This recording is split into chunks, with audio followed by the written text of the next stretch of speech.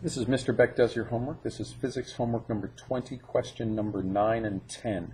I'm not going to give you the answer to 9 and 10, but I am going to tell you that for number 9 it says, what are the signs of Q1 and Q2?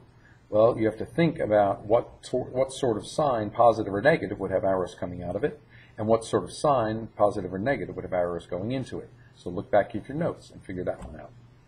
This one I am going to talk to you a little bit about. What relationship does the ratio R equals Q1 over Q2 have? Well, Q1 over Q2. What this is talking about is the strength of the first charge divided by the strength of the second charge.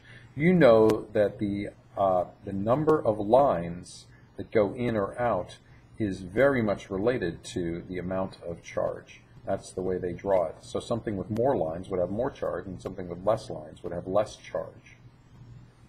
So you're going to have to count some lines. Now it's Q1 over Q2. So Q1 over Q2 is going to be a combination of things. It's going to be the number of lines for Q1 divided by the number of lines for Q2.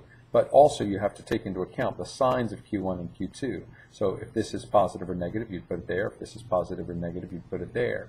Now your only choice in here, once you get an answer, is that it's going to be somewhere on a number line. And the way they've set it up here is here's 0, and here's -1, and here's +1.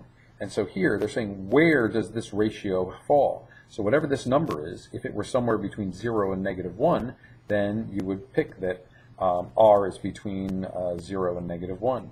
If it was somewhere between 0 and +1, you'd pick R is between 0 and +1. If it was greater than 1, then you'd say R is greater than 1. If it was less than -1, you'd say R is less than -1. And this is pretty much saying which one is bigger, Q1 or Q2. If Q1 is bigger, you're going to get a magnitude bigger than 1, so you'll either be out here or out here.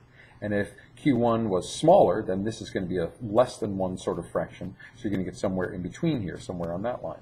And then the positive or the negative will depend upon, if they're both the same sign, then it's going to be on the positive side. If one is positive and one is negative, then it's going to be on the negative side. Hopefully that explains that problem enough.